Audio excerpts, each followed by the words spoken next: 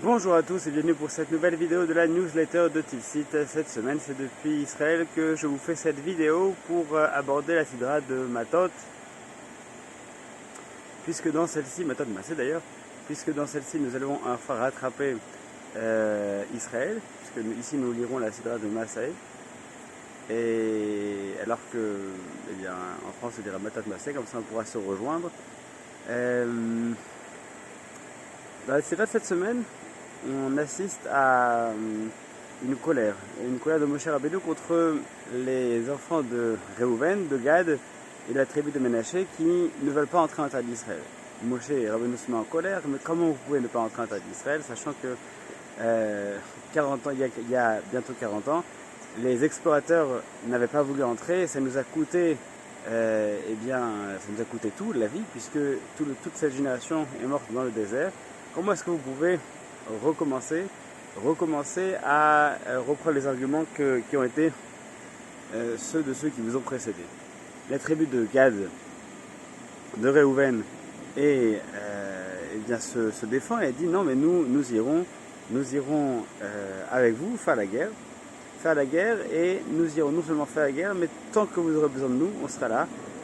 Il se trouve qu'on a besoin de pâturage pour nos troupeaux, que nous avons une fortune énorme.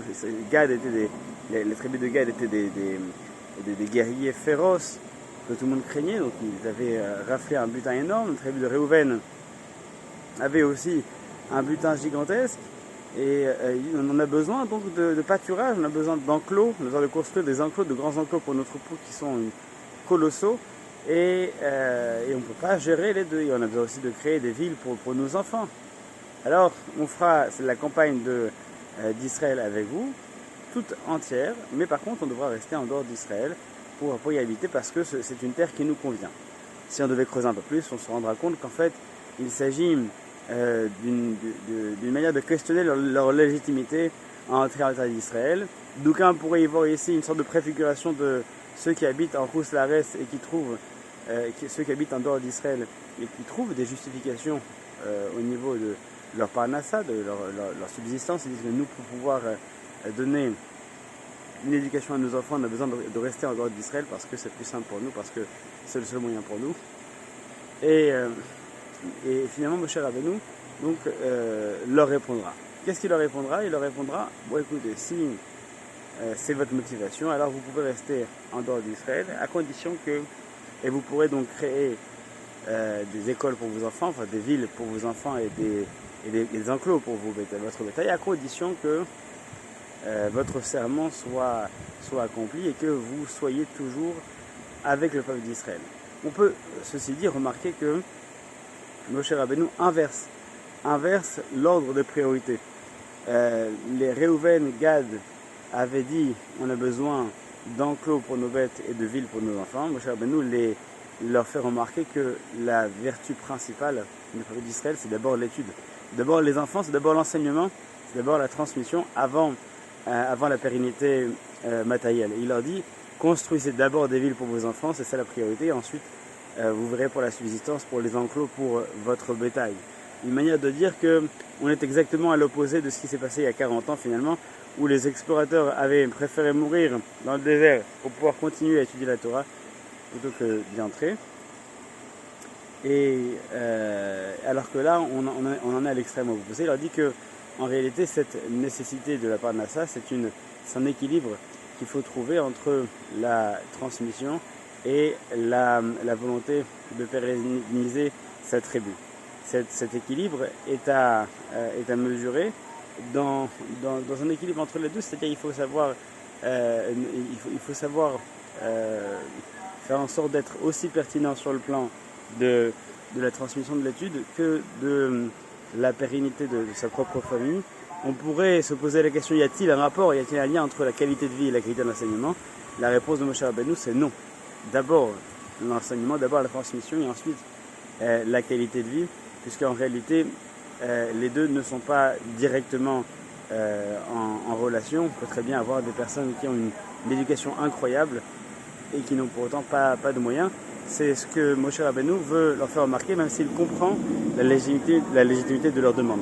Apprenons donc, nous qui sommes actuellement en terre d'Israël, à trouver un moyen eh bien, de voir en cette terre un avenir, non seulement un avenir, mais une nécessité, et pour ne pas se retrouver comme les enfants de Gad et de Réhouven, à être les premiers à être finalement exilés lorsque le temple sera détruit.